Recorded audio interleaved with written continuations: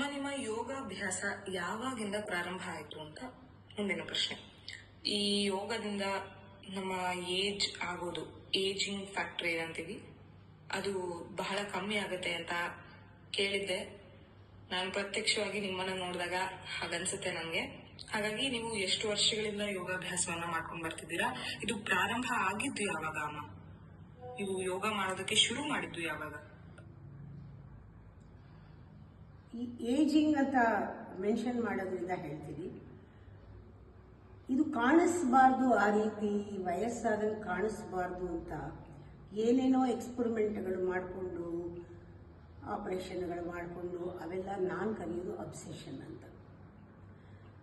ಈಗ ನಾವು ಹೇಗಿದ್ದೀನಿ, ನಾನು ಹೇಗಿದ್ದೀನಿ, ಎಲ್ಲರೂ ಹೇಗಿರ್ತಾರೆ, it's a consequence of how we live our life.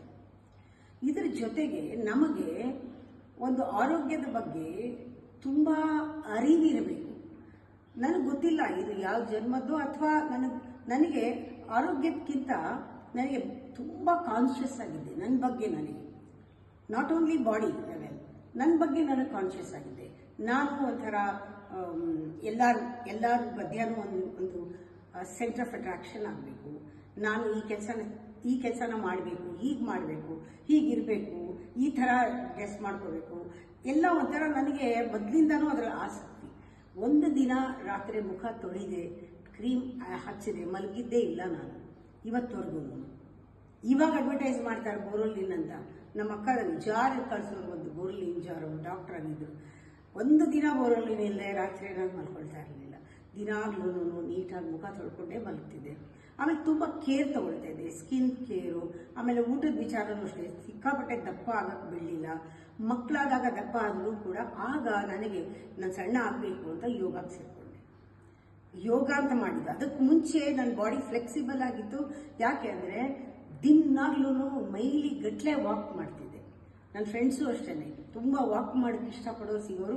ಪ್ರತಿದಿನ ಹೈಸ್ಕೂಲಲ್ಲಿ ಇದ್ದಾಗ ಸ್ಕೂಲಿಂದ ಬಂದಮೇಲೆ ನಾವು ಬಸ್ಸಲ್ಲಿ ಮಲೇಶ್ವರ ಅಲ್ಲೆಲ್ಲ ಹೋಗ್ತಾ ಇದ್ದೆ. ಅಲ್ಲಿ ಇಳಿದ್ಬಿಟ್ಟು ಚೆನ್ನಾಗಿ ವಾಕ್ ಮಾಡಿ ಮನೆಗೆ ಬಸ್ಸಲ್ಲಿ ವಾಪಸ್ ಬರ್ತಿದ್ವಿ. ಇನ್ನೆಲ್ಲೂ ಹೋಗೋಕ್ಕೆ ಅವಾಗ ಇರಲಿಲ್ಲ, ಟಿ ವಿ ಇರಲಿಲ್ಲ, ಫೋನ್ ಇರಲಿಲ್ಲ, ಏನೂ ಇರಲಿಲ್ಲ. ಅವಾಗ ಬರೀ ವಾಕಿಂಗ್ ಮಾಡೋದು. ಒಂದೊಂದು ಏರಿಯಾಗೆ ಹೋಗಿ ನಾವು ವಾಕ್ ಮಾಡ್ತಿದ್ವಿ. ನಮ್ಮ ಏರಿಯಾದಲ್ಲಿ ನಾವು ವಾಕ್ ಮಾಡ್ತಿರ್ಲಿಲ್ಲ. ಈ ಥರ ಪ್ರತಿದಿನ ವಾಕ್ ಮಾಡೋದು.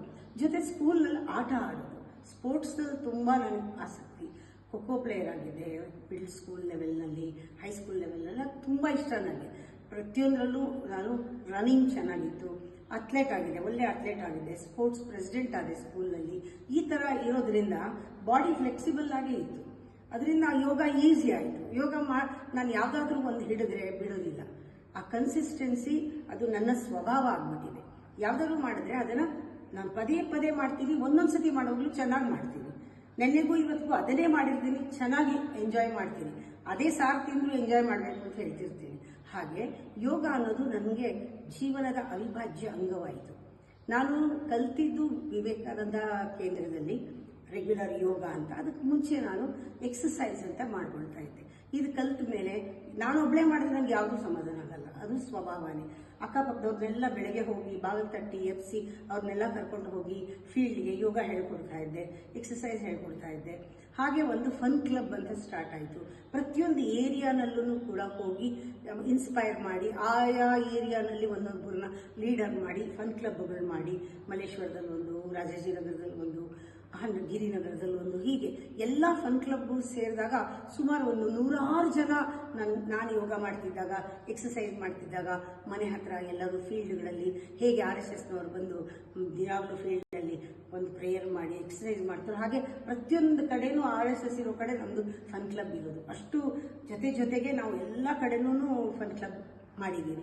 ಹೀಗಾಗಿ ಬೇರೆ ಬೇರೆ ಊರುಗಳಿಗೆ ಹೋದಾಗಲೂ ನಾನು ಫನ್ ಕ್ಲಬ್ನ ಎನ್ಕರೇಜ್ ಮಾಡಿ, ಇದು ಇಂಟರ್ನ್ಯಾಷನಲ್ ಲೆವೆಲ್ ತನಕ ತೊಗೊಂಡೋಗಿ ಫನ್ ಕ್ಲಬ್ ಇಂಟರ್ನ್ಯಾಷನಲ್ ಅಂತ ಮಾಡಿ, ಅಲ್ಲಿ ಒಂದು ದೊಡ್ಡ ಪ್ರೋಗ್ರಾಮ್ ಮಾಡಿ ಲಾಲ್ಬಾಗ್ನಲ್ಲಿ ಇಂಟರ್ನ್ಯಾಷನಲ್ ಲೆವೆಲ್ನಲ್ಲಿ ಎಲ್ಲ ಮಿನಿಸ್ಟರ್ಸ್ನ ಕರೆದು ಆಟ ಆಡಿಸಿದ್ದೀವಿ. ಆಟ ಆಡಿದ್ದಾರೆ. ಲಾಲ್ಬಾಗ್ ಗ್ಲಾಸ್ ಹೌಸ್ನಲ್ಲಿ ಒಂದು ದೊಡ್ಡ ಫಂಕ್ಷನ್ ಮಾಡಿದ್ದೀವಿ. ಈ ಥರ ನಾನು ಆ ಒಂದು ಫನ್ ಕ್ಲಬ್ ಇಂಟರ್ನ್ಯಾಷನಲ್ಗೆ ಪ್ರೆಸಿಡೆಂಟ್ ಆಗಿದ್ದೆ. ಹೀಗೆ ಆ ಯೋಗ ಅನ್ನೋದು ನನ್ನ ಜೀವನದ ಅವಿಭಾಜ್ಯ ಅಂಗವಾಗೋಯಿತು. ಯೋಗ ಇಲ್ಲದೆ ಬೆಳಗಾದ ತಕ್ಷಣ ಮಾಡಬೇಕಾಗಿರೋದೇ ಯೋಗ. ಇದು ನನ್ನ ಜೀವನದ ಭಾಗ. ಇದು ಟೈಮ್ ಟೇಬಲ್. ಈ ಟೈಮ್ ಅಂತೂ ಯಾರಿಗೂ, ಮಕ್ಕಳಿಗೂ ಕೊಟ್ಟಿಲ್ಲ, ಗಂಡಂಗೂ ಕೊಟ್ಟಿಲ್ಲ, ಯಾರಿಗೂ ಕೊಡೋದೂ ಇಲ್ಲ. ಇವತ್ತು ಹಾಗೆ ಸೇರ್ಕೊಂಡ್ಬಿಟ್ಟಿದೆ. ಅದರಿಂದ ಯೋಗ ಮಾಡೋದಾಗ್ಲಿ, ಧ್ಯಾನ ಪ್ರಾಣಾಯಾಮ ಬಂದಮೇಲೆ ಅದು ಸೇರಿಸ್ಕೊಂಡಿರೋದಾಗ್ಲಿ, ಆಹಾರದ ಬಗ್ಗೆ ತುಂಬ ಕಾನ್ಷಿಯಸ್ ಆಗಿ ನಾನು ಇರೋದು, ಇದೆಲ್ಲ ಸೇರಿ ಕಾನ್ಸಿಕ್ವೆನ್ಸ್ ನಾನು ಇರೋದು. ಅದರಿಂದ it's a result of my being, how I commit myself to certain disciplines, self discipline ಅಷ್ಟೇ.